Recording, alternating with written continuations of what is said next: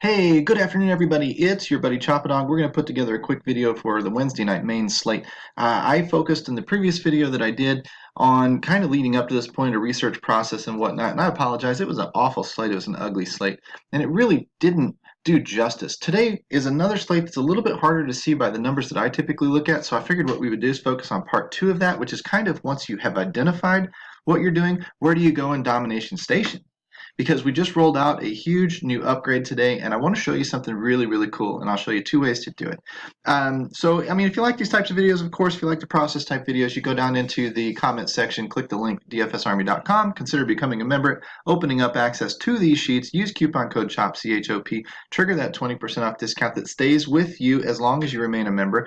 We're going to do all of this for NBA, MLB, NFL is coming. NFL is a huge one with the hybrid scoring system that I'm going to show you today. But let's just pretend that I've identified my pitchers here in baseball as, Syndergaard,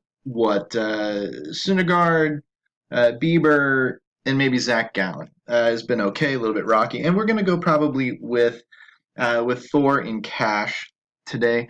But let's say that we've identified three stacks. And I was looking through the numbers and I couldn't really pin anything down that I really, really loved, that really popped.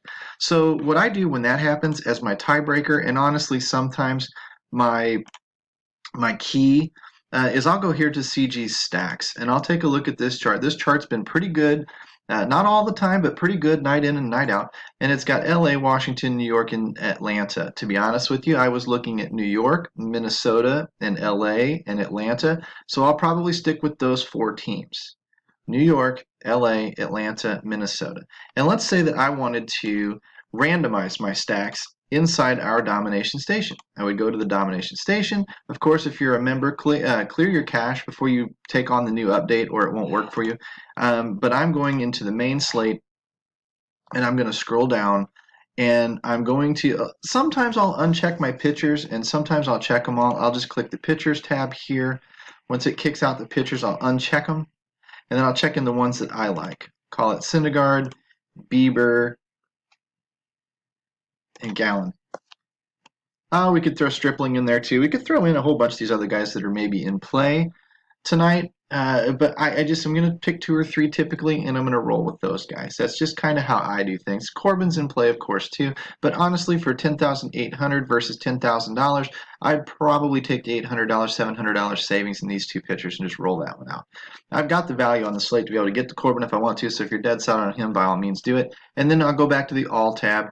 I'll kick open, say, I don't know, 15 lineups. I want to make more than I want to use. Let's say I want to pick 3 or 4 tonight. I'll make about 10 to 15 to 20 lineups. I'll use 3 unique players. Sometimes I'll use 2. I won't very often use 4. And all I'm going to do at this point is go into my stacks and click optimize.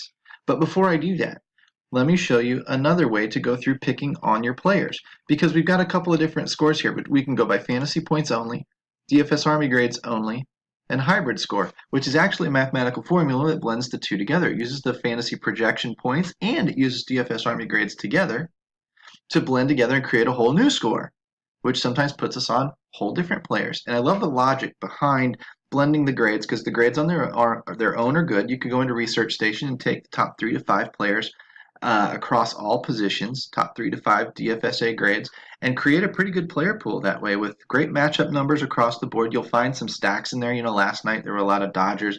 There were a lot of Arizona Diamondbacks. Of course, they both pooped the bed. What are you going to do? Sometimes that stuff happens. But generally speaking, it's going to put the best matchups up towards the top. And fantasy points will do that, DFSA grades will do that, and the hybrid score will kind of give you in between. So let's really quick run through, see if we can get an idea of who it is that we like. Let's start with the fantasy points. Let's sort by fantasy points. So I'll click that column, bring all the fantasy points to the top, and now I'm just going to go position by position. Let me look at the catchers. Who's up top? Maybe look at the top 3 or 4 or 5. Garver, of course. He should be in my player pool. McCann, Alfaro, maybe if you want a cheap one, Kinsler. So we're going to go down here a little bit. Catchers, and I'm going to look at the points is fine. I can look at value if I want to. This will work better with DFS Army grades and hybrid score when I get to it. But let's just get an idea. Alonso, Jock Peterson, Goldschmidt, Freeman, Encarnacion if you want Yankees. Second base, Muncy, Albies, Dozier. So these are all names that are in good spots tonight, right? Somebody like a Kipnis might not make the list unless you're really wanting somebody cheap. But then again, if you want somebody cheap, why not just go to Dozier? He's grading out better in just raw points, much less value points per dollar. Third base, Rendon, Turner, Edman, Josh Donaldson, Arenado, et cetera, et cetera. Sano if you're wanting the power in Minnesota. Then there's shortstop here with Trey Turner, Lindor, Trevor Story. And after that, DeYoung, Polanco, et cetera. Then we'll come up here and we'll look at our outfielders. Outfielders usually contains your depth. Yeah, Bellinger's in a smash spot tonight. Trout's always a good one-off, but you've got Judge, Acuna, Cruz, Soto. So I'll go down about 3 times as far. Martinez, Marte, whatever, because there's 3 times as many positions. So this gives me an idea of names that I'm recognizing, maybe some teams that I'm starting to file away that who the optimizer is going to like tonight. And then I will come back and sort by DFSA grades. If I wanted to, I can take the DFSA grades, sort by that column, and I can go do the exact same thing. Let's just randomly pick second base, for example. Muncy, Frazier, Kipnis. Oh, Kipnis jumped a little bit, where he might have been 4th or 5th in raw points. Dozier, he's above Dozier now. So if you want to go by DFSA grades, that's fine. If you want to go by projected points, you'd be on Dozier probably before Kipnis. Fine, no problem there. But let's say we wanted to go by the hybrid score. And the hybrid score is going to be both together. I might start with my all. I just love the logic behind this hybrid score. It's brand new, but we've been beta testing it and it's been okay. And I might just look at, instead of the pitchers, I'd kick the pitchers off. But I'd like to see who among the hybrid scores outside of my pitchers. Mike Trout. Okay, duh. Cody Bellinger, duh. Rendon, duh. Muncy, Peter Alonso. And I'm going to start looking maybe for price discrepancies. Let's see if I can't find some cheap ones down in here.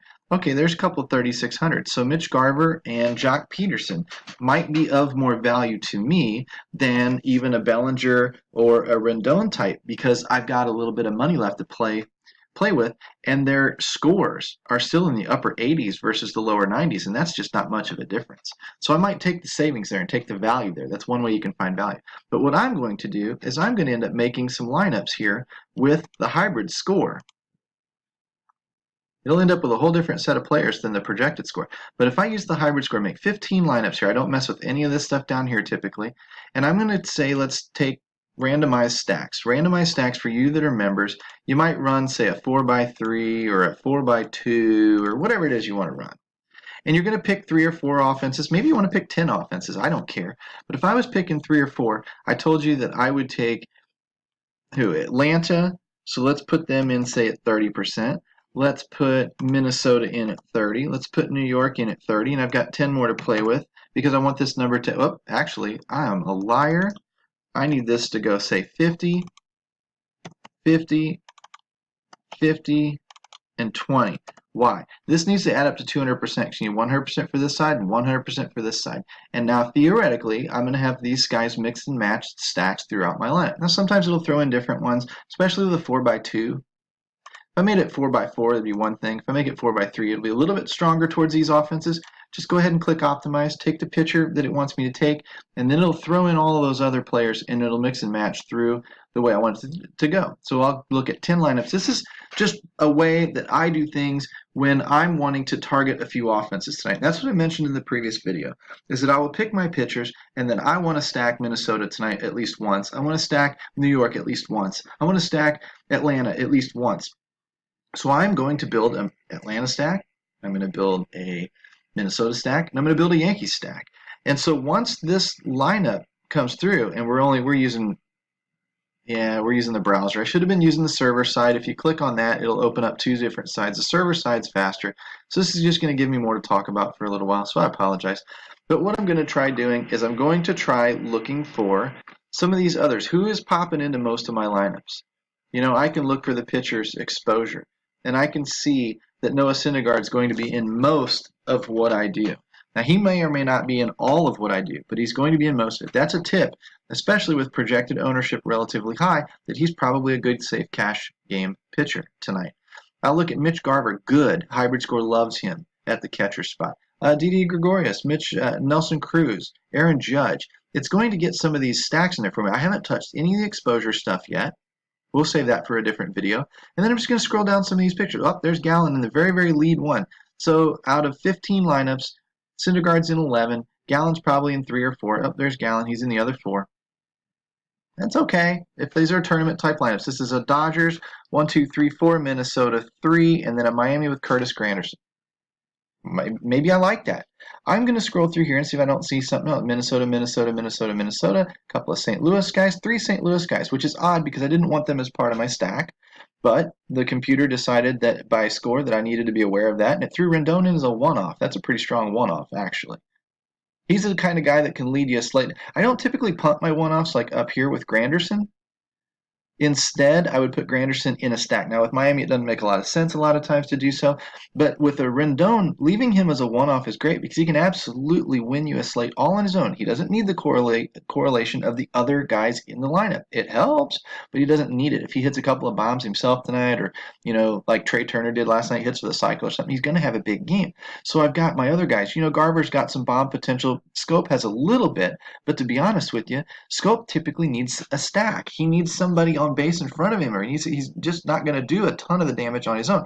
Munoz for sure, Martinez for sure, these Dexter Fowler for sure. This is a great little value stack if you like Cardinals tonight because you've got 3 guys in there. Like Goldschmidt can stand on his own. When Matt Carpenter's going well, he can stand on his own. Yara Munoz and Dexter Fowler are typically not going to be standing on their own. They need those correlated points. They need to parlay those points together. So I would typically take my value players and put them inside my stacks, and I would save my one-offs for my big-time studs that can win the slate. Scroll down a little bit more. LA, Minnesota. There's a couple of Miamis in this one. It's 3 Miamis in this one. Interesting. LA, Atlanta. So if I wanted LA, Peterson, Muncy, Turner, Seager, 1, 2, 3, 6, not too many gaps inside that stack. And then a bottom of the order, Markakis, Camargo, Inciarte stack for, Inciarte is not a standalone player again. Camargo's got some one-off power at 2,300, and Markakis can win you a slate on his own sometimes, but not too terribly often. And then Mitch Garver down there in the utility spot with double dong power, can absolutely win you a slate on his own. So this stack makes sense. Come down here and that's got Gallen in it. Nope, that's Syndergaard. It's a pretty good one. So if I look at Syndergaard here, I've got more LA and then Atlanta again. So it changed up a little bit. Peterson, Muncy, Seager has a 3 stack, and then it's got 4 Atlanta players with Donaldson, Camargo, Markakis, McCann, 4, 5, 6, 7, and then number 2, Dexter Fowler. I'm not a big fan of that as my one-off. Syndergaard, Freeman, another Atlanta stack, with a one-off in St. Louis and a one-off in Miguel Sano. Sano's a better one-off than Munoz, in my opinion. And I guess he's not a one-off with the 3 Minnesota stacks. But you see what I'm doing, where I'm going?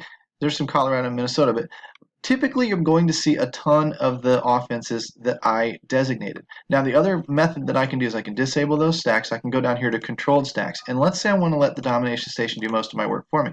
I'll throw in a big 4 stack. I don't double stack it. I don't need these guys over here. I'm going to let the optimizer do that part for me. And I'm going to come down here and I'm going to add a couple of teams. And I'm going right back to the well. I'm going right back to Atlanta, Minnesota, get Miami out of there, misclick, Minnesota, and the New York Yankees. I'll build 15 lines in. Let's say I really, really like Atlanta tonight, and I put 60% on it. This only needs to add to 100%, whereas the other one needed to add to 200. So, and then with, say, Minnesota, 25. And then that leaves me 15% for the Yankees, and that's going to add up to 100. If I want, I can come in here and control the players, but I don't have to. I can leave them alone and let the domination station use its hybrid score to filter all of that out. I can keep my pitchers the same. I can click optimize, and now I can come down. I should have flipped it to server side again instead of the browser side. But I can sit here and I can watch some of these players filter in here again. Now look, all of a sudden I've got some Howie Kenrick. He wasn't in there before. There's just all sorts of things I can do. While this is building, let's go ahead and tell you to follow me out here on Twitter at Chopadong, because that's where I'd like to do a lot of my interacting with folks, as well as inside our coaching forums here in DFS Army, because all I'm trying to do is help you become better players. So I'm going to actually pause this video for a second, let this thing finish rounding out its lineups, and then we'll come back once this thing plugs in. So give me 2 seconds. All right, so that didn't take too terribly long, but I think you can see the importance of shifting over to the server side of things for speed. At any rate, we've got 32 players in our player pool, we've got 15 lineups built, and we've got Syndergaard in 13 of them this time instead of just 11. So a little bit of things shifted around with this controlled stacking. And this is how you're going to get even different lineups from the way other guys are doing things. So I'm going to scroll down here and look at the same exact thing. I've got Minnesota, Minnesota, Minnesota. It's a 4-stack of Minnesota. There's a Washington, Howie Kendrick. There's a Martinez, a Munoz, and a Max Muncy as a one-off. So this is kind of like a 4-2-1-1. People get hung up on formations all the time. I typically can't control the optimizer well enough to create. I don't want 15 4x3s to look at. I would rather a 4x3, a 4x2, a 4-1-1-1, whatever. And then I'm going to go through here, and I've made more lineups than I'm going to use tonight, but I'm going to go through here and start picking out which lineups kind of appeal to me. If this is one way that you want to do things, I've done this early this year with a good bit of success. I've hand built with success. I may go through here, get some ideas, and then I may go in and just hand build everything tonight. Build myself a Minnesota stack, build myself an LA Dodgers stack, build myself a Minnesota stack, whatever. But this is where I get a lot of my ideas. Let's go down here. There's Gallon, Minnesota, New York, New York, New York, New York. 2, 3, 5, 8. It's a little bit spread out for me, but it'll get the job done with the 2, 3, 5. I guess the 8 does wrap around, pick up the 2. Howie Kendrick is a one-off. Rendon Kendrick, 3-5, with Muncy as a one-off. And Garver's, that's a kind of a sexy one right there. That might be something that somebody wants to use. Syndergaard, that's more of a tournament lineup with Gallon in it than a cash lineup, by the way. And we'll talk cash and tourneys more often. In baseball, I'm not too concerned about drawing the line between cash and tournaments because I like to layer my contests. If you're a contest selection guy or you feel like you need to learn how to get away from cash and infuse some GPPs or get away from GPPs and incorporate some cash, then you're going to want to read my ladder strategy and build lineups that kind of build for those tournaments or build for those 100-man leagues very specifically and try to win those by getting into the top 1% of the nation or of the DFS industry. And then when they do fall a little bit short, they fall in, say, 35th place out of 100 people. Well, that doesn't win you a 100-man league because on FanDuel they only pay the top 12. But it certainly wins some triple ups, some 3-mans. It wins your 50-50s, things like that. And so you can still make some money back on your lineup, even though, and if you structure your lineup correctly or your allocation of contests correctly, you can make sure that when you just hit the 50-50s, you get paid on everything. And it's at least a break-even night for you. It gives you a lot of margin for error and a lot of cushion. And if you want to see some of my results lately over 77 contests, you can see a lot of ups and downs, 32, 78, 55, whatever. You can see some 1s in there, some 3s in there, some 2s in there. You can see some 24s, 22s, 15s, whatever. I don't know where these lineups are going to finish on any given night. What I know is that most of the time, the vast majority of the time, I'm in the top 50, and then a lot of the time I'm in the top third, top 20%, more often than I should be. I should be in the top 20% about 20% of the time, right? If I'm equal to everybody else, well, I'm not. I'm in there 25% of the time. So that means that I'm a little bit more off, which means I'm a profitable player. Top 10% is where I'm getting a little bit rough here with the 10%. But when I get into the top 10%, I don't just stop there. 7 of those 8 times I'm in the top 5%. And 4 of those times I win the 100-man league. That's $100 right there, $25 a pop on the dollar. So you guys, this is a track record that you can lean on. 77 contests, you need to be tracking like this for about 20 to 25 contests and start looking at where should you be putting most of your money. This is the type of coaching that we do inside DFSArmy.com, or at least that I do in my rooms. So if you scroll down here a little bit, found a Syndergaard with an Atlanta stack, right? Freeman, Donaldson, Camargo, Markakis. I really like Camargo. He's typically got some pop. He's dirt cheap. When he gets the spot starts, I like, including when I can. Jose Martinez in the 3-hole, Howie Kendrick in the 5. Apparently, he's very, very important. He's triggering a very high hybrid score today, so he's got some projections, and he's got DFSA grade working for him, so that's probably an indicator that he's in a good matchup tonight. Does it mean he won't go 0 for 4? No, but it means that he's in a good matchup, and he's got some projected sources pointing at him, and he's got some DFSA grade matchup metrics pointing at him. Combine the two together, and you've got somebody who's appearing in a lot of your lineups. Muncy as well. Scroll down a little bit more, find an Atlanta stack, Freeman again, Camargo, Markakis, whatever, in St. Louis. Rendon is the one-off with Muncy again. There's Dozier at second base, so we won't have Muncy in this one. Instead, we've got Minnesota 1, 3, 5, 6. Pretty decent stack. Granderson is the punt. Dozier as a value second base play. Jock Peterson, his double dong at the top of the lineup. Didi Gregorius also. Other good lineups. These are all great lineups. If you wanted to, the other thing that I would tell you about before we get out of here for today, something that I have done in the past is I have taken, say, 10 of these lineups. Instead of putting a $10 laddered lineup together with some 50-50s and 3-mans and whatever else, and I do this a lot more in NFL than anything else, when I've got, say, 5 or 10 stacks that I really, really like, I would then take those lineups, put a buck on each, throw them out there in the 100-man leagues, and then play that kind of a little micro MME style where I've got 10 or 12 lineups focused on 2 or 3 good stacks, teams to stack, and then I'm just going to let the chips fall where they are. Some lineups are going to do good, some lineups are going to do bad. If I put 10 bucks in and I win one 100-man league out of those 10 lineups, I get back $25, which is 2.5 times my money.